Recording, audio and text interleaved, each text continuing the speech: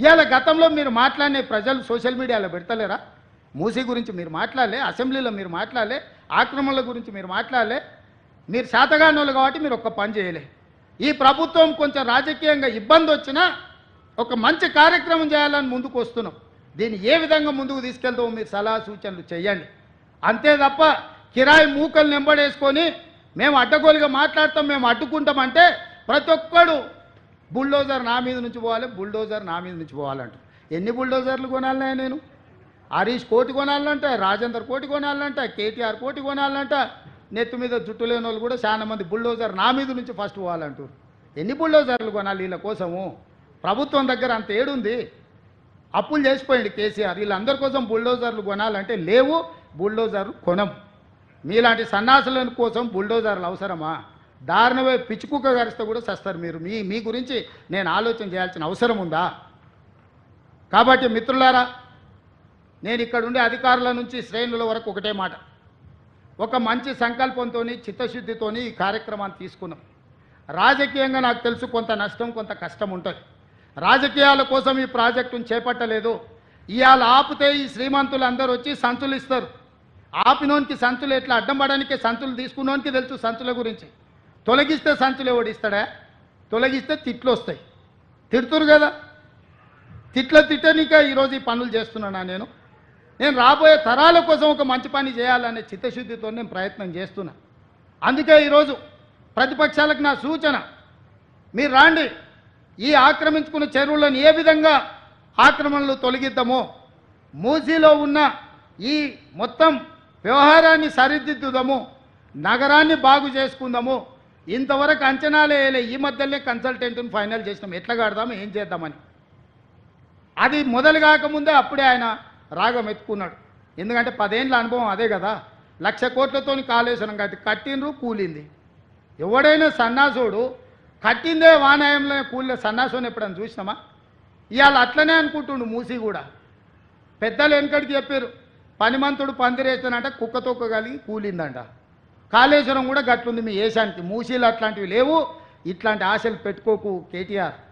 ఏదో నోటుకు వచ్చింది మాట్లాడుతున్నావు. మీడియా ఉంది, సోషల్ మీడియా ఉంది.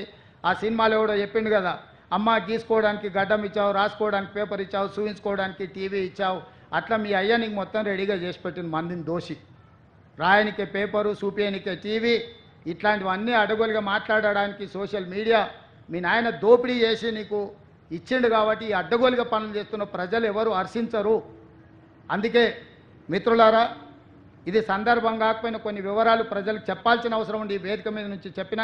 ఏది ఏమైనా ఈ ఫ్యామిలీ డిజిటల్ కార్డ్ తెలంగాణ పేద ప్రజల యొక్క భవిష్యత్తును మార్చబోతుంది. ఇదే రేషన్ కార్డ్, ఇదే ఆరోగ్యశ్రీ కార్డ్, ఇదే మీ ఫీజు రియంబర్స్మెంట్, ఇదే మీ షాదీ ముబారక్, ఇదే మీ కళ్యాణ లక్ష్మి, ఇదే మీ రైతు బీమా, ఇదే మీ రైతు భరోసా. ఇట్లాంటి కార్యక్రమాలన్నీ కూడా ఇందులో పొందుపరిచి ఉంటాయి. మీ కుటుంబంలో పెద్దలు ఎవరైనా అకాల మరణం చేస్తే వాళ్ళ వివరాలు తొలగించడానికి, మీ కుటుంబంలో పిల్లలకు పెళ్ళైతే మీ కొత్త కోడలు వివరాలు పొందుపరచడానికి, మీ ఆస్తులు తల్లిదండ్రులు చనిపోతే విరాసత్ కింద మీ పేర్ల మీదకి మార్చుకోవాలన్నా ఈ కార్డు అన్ని రకాలుగా మీకు ఉపయోగపడుతుంది. ప్రజలందరూ ఈ కార్యక్రమంలో పాల్గొని ఈ కార్యక్రమాన్ని విజయవంతం చేయండి. వీలైతే మీ కుటుంబం అంతా ఒక గ్రూప్ ఫోటో దిగి ఈ డిజిటల్ కార్డుకి ఇవ్వండి. గవర్నమెంట్లో మీ కుటుంబాన్ని మొత్తానికి సంబంధించిన ఫోటో వివరాలు కూడా ఉంటే మీకు మెరుగైన వైద్యం, సరైన సహాయం రాష్ట్ర ప్రభుత్వం అందించడానికి అవకాశం ఉంటుంది. కాబట్టి అధికారులందరూ కూడా చిత్తశుద్ధితోని క్షేత్రస్థాయిలో పేదవాళ్ళు చెప్పే ప్రతి అంశాన్ని పరిగణలోకి తీసుకొని మీరు నోట్ చేసుకోండి. ఇది పైలట్ ప్రాజెక్ట్ మాత్రమే.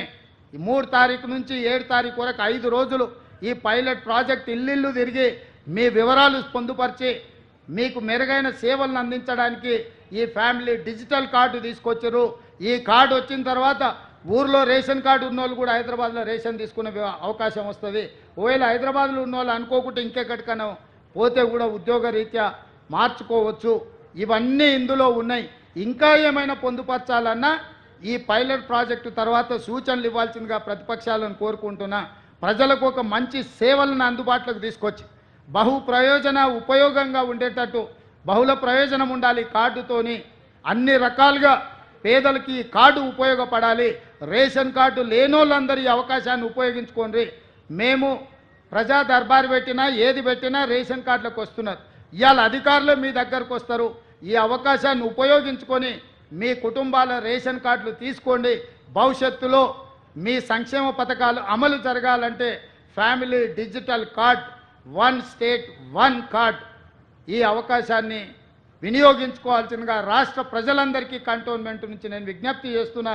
ఇది ప్రతి ఒక్కరికి ఉపయోగపడే కార్డు, ప్రతి ఒక్కరిని తీసుకోవాల్సిందిగా.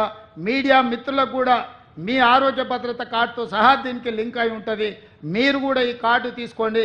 మీడియాలకు రాజకీయ నాయకులకు అతీతం కాదు, ప్రతి వాళ్లకు ప్రభుత్వం వైపు నుంచి గుర్తింపు ఉండాలన్నా, ప్రభుత్వం వైపు నుంచి సంక్షేమ పథకాలు అమలు జరగాలన్నా, మీకు అవి చేరాలన్నా ఈ కార్డు ఉపయోగపడుతుంది. కాబట్టి ఈ కార్డును తీసుకోవాల్సిందిగా కోరుకుంటూ మీ అందరి దగ్గర సెలవు తీసుకుంటున్నా.